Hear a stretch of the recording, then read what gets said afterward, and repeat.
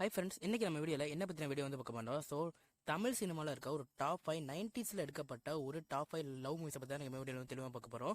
So இதில் fifth இருக்க movie என்னன்னா மின்னலே 2001 வந்து ஐஎம்டி ரேட்டிங் 7.6 இந்த மூவிக்கு வந்து இருக்காங்க.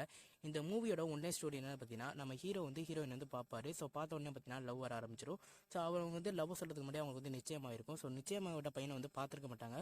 ஸோ இவர் வந்து அந்த நிச்சயமாகப்பட்ட பையன் மாதிரியே போய் அவர் மனசை வந்து கொள்ளையடிச்சிடுறாரு. ஸோ ரெண்டு பேரும் வந்து லவ் பண்ண ஆரம்பிக்கிறாங்க. ஸோ இவர் வந்து அந்த மாப்பிள்ளை இல்லை அப்படின்னு தெரிஞ்சதுக்கப்புறம் உங்கள் ரெண்டு பேரோட லவ் வந்து ஒன்று சேர்ந்தா இல்லையா அப்படிங்கிறத ஒன்லைன் ஸ்டோரி பற்றி தான் இருக்கும். ஸோ ஒரு செம்மையான சூப்பரான மூவி. கண்டிப்பாக இந்த மூவியை ஒன் டைம் வந்து பார்த்தீங்கன்னா வாட்ச் பண்ணுங்கள்.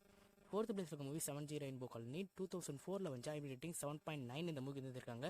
இந்த மூவியை நீங்கள் பார்த்தீங்கன்னா ஒரு லைஃப்பில் ஒரு பையன், ஒரு மிடில் கிளாஸ் பையன் இருக்கா. அந்த மிடில் கிளாஸ் பையனோட ஒரு லவ் ஸ்டோரிங்கிறது கரெக்டாக டீப்பாக அழகாக கொண்டு போயிருப்பாங்க.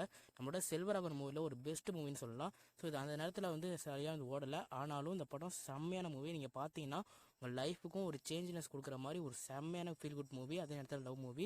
ஸோ கண்டிப்பாக இந்த மூவியை ஒன் டைம் வாட்ச் பண்ணுங்கள். டெஃபினட்டாக உங்களுக்கு வந்து பிடிக்கும். ஸோ கண்டிப்பாக இந்த மூவியை ஒன் டைம் வாட்ச் பண்ணுங்கள். இதனோட recommend movie. So third place இருக்க மூவி மதராசப்பட்டினம் 2010 வந்து ஐஎம்டி ரேட்டிங் 7.9 இந்த மூவி இருந்திருக்காங்க. நீங்கள் வந்து ஹாலிவுட்டில் டைட்டானிக் அப்படிங்கிற மூவி வந்து பார்த்துருப்பீங்க. ஸோ அந்த மூவி பார்த்தீங்கன்னா எல்லாருக்குமே ஒரு மனசில் ஒரு தாக்கத்தை வந்து ஏற்படுத்தியிருக்கும். ஸோ அதே மூவியை அதே மாதிரி தான் கதைன்னு வச்சுக்கோங்க.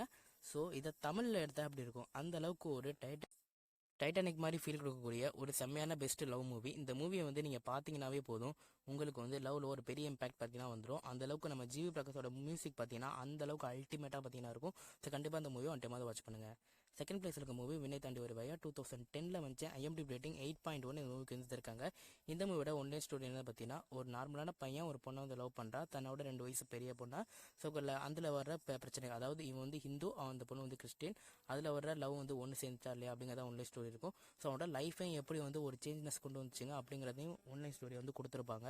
ஸோ இந்த படம் பார்த்தீங்கன்னா இப்போ தேட்டர் ரிலீஸ் பண்ணி ரீரிலீஸும் பண்ணியிருந்திருக்காங்க.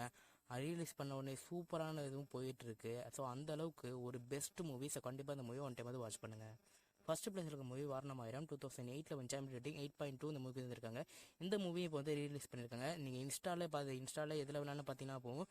இது ரீரிலீஸோட பண்ணதோட எஃபோர்ட்டே பார்த்து அதோட முயற்சியே ஒரு பெரிய வெற்றியை வந்து கொடுத்துருக்கு. ஸோ அந்த அளவுக்கு இந்த மூவி ஒரு செம்மையான மூவி.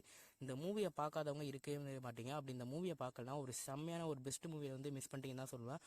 நம்மளோட ஃபாதர் இஸ் ஏ ஹீரோ அப்படின்னு சொல்லிக்கிட்டு இருப்போம். ஸோ அதுக்கு ஒரு பெஸ்ட் எக்ஸாம்பிள் மூவினா இந்த மூவி வந்து சொல்லலாம். அதே நேரத்தில் ஒரு பொண்ணு வந்து நம்ம வாழ்க்கையில் வந்துட்டு அந்த பொண்ணு வந்து போயிட்டா அதோட சோகம், வலி, கோபம் எல்லாத்தையும் ஒரு பெஸ்ட் ஒன்லைன் ஸ்டோரியாக வந்து கொடுத்துருப்பாங்க. மியூசிக்கில் பார்த்தீங்கன்னா ஹாரிஸ் ஜெயராஜ் பட்டையை கிளப்பிருப்பாரு. ஸோ இதோட செகண்ட் பார்ட் வீடியோ என்ன நினச்சின்னா கமெண்ட் செக்ஷனில் கமெண்ட் பண்ணுங்கள். மறக்காம யூடியூப் சேனலை லைக் பண்ணுங்கள், ஷேர் பண்ணுங்கள், சப்ஸ்கிரைப் பண்ணுங்கள்.